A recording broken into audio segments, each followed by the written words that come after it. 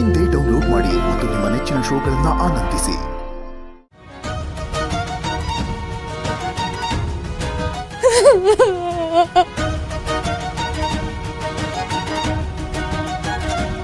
ಅಪ್ಪ, ಇಷ್ಟೊಂದು ಜನ ಅಪ್ಪಂದ್ರಿಗೆ ತನ್ನ ಮಗಳು ಮದ್ವೆನ ಹಾಗೆ ಮಾಡಬೇಕು ಹೀಗೆ ಮಾಡಬೇಕು ಅಂತ ಏನೇನೋ ಆಸೆ ಇರುತ್ತಂತೆ.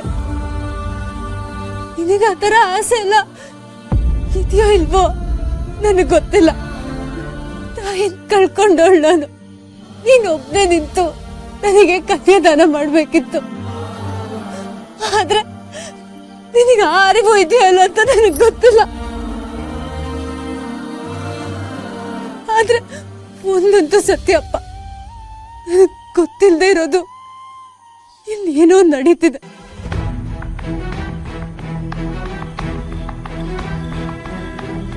ಅಪ್ಪ, ನೀನ್ ಹೇಗೆ ಇದ್ರು ಏನೇ ಆಗಿದ್ರು ನೀನ್ ನಮ್ಮಪ್ಪ ಅನ್ನೋದು ಮಾತ್ರ ನಿಜ. ನೀನ್ ನೋಡೋ ನೋಟದಲ್ಲಿ ಆಡೋ ಮಾತಲ್ಲಿ ಅರ್ಥ ಇಲ್ಲ ಅಂದ್ರು ನಿನಗೆ ನನ್ನ ಮೇಲೆ ಬೆಟ್ಟದಷ್ಟು ಕಾಳಜಿದೆ ಅಂತ ನಂಗೆ ತುಂಬಾ ಚೆನ್ನಾಗಿ ಗೊತ್ತಪ್ಪ. ಸುತ್ತ ನಡೀತಿರೋದೆಲ್ಲ ಒಂದಲ್ಲ ಒಂದಿನ ನನಗೂ ಗೊತ್ತಾಗುತ್ತೆ. ಅಲ್ಲಿವರೆಗೂ ನಾನು ಕಾಯ್ತೀನಪ್ಪ. ನಾನಿನ್ ಬರ್ತೀನಿ.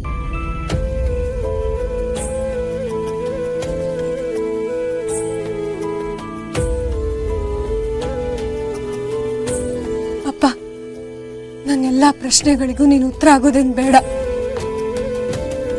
ಇವತ್ತಾಯ್ತಲ್ಲ, ಇಡೀ ಪ್ರಪಂಚನೇ ನನ್ನಿಂದ ದೂರ ಇದ್ದು ಒಂಟಿಯಾಗಿ ನಾನು ಅಳ್ತಿರುವಾಗ ನೀನ್ ಬರೀ ನಿನ್ ಕಣ್ಣಿಂದನೇ ನನ್ನ ಸಮಾಧಾನ ಮಾಡೋ ಅಪ್ಪ ಆಗಿದೆಯಲ್ಲ, ಅಷ್ಟು ಸಾಕಪ್ಪ, ಅಷ್ಟು ಸಾಕು. ನಾನು ಬರ್ತೀನಿ.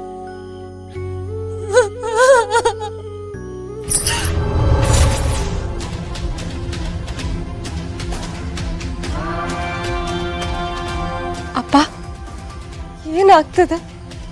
ದುರ್ಗಂಗ್ ನಾನು ಯಾಕೆ ಕಾಣಿಸ್ತಿಲ್ಲ? ನನ್ನ ಧ್ವನಿ ಅವಳಿಗೆ ಏನಕ್ಕೆ ಕೇಳಿಸ್ತಿಲ್ಲ? ಬೆಲೆ ದಂಡ, ಪ್ರಕೃತಿ ನಿಯಮ ಉಲ್ಲಂಘನೆ ದಂಡ. ಅಂದ್ರೆ ನಾನು ಪ್ರಕೃತಿ ನಿಯಮ ಉಲ್ಲಂಘನೆ ಮಾಡಿದಿನ? ಅದಕ್ಕೆ ನಾನು ಇದು ಕಟ್ತಿರೋ ಬೆಲೆನಾ? ತಪ್ಪಿಲ್ಲ. ನಿನ್ನ ಕುಟುಂಬ ರಕ್ಷಣೆ ನಿನ್ನ ಹೊಣೆ. ತಪ್ಪಿಲ್ಲ.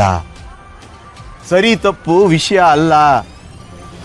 ಪ್ರಕೃತಿ ನಿಯಮ ಉಲ್ಲಂಘನೆ ಬೆಲೆ ತೆರಬೇಕು. ಬೆಲೆ ಅಂದ್ರೆ ಆತ್ಮ ಮನುಷ್ಯ ದೇಹ ಪ್ರವೇಶ ವಿನಾ ಅನುಮತಿ ಪ್ರವೇಶ ಉಲ್ಲಂಘನೆ.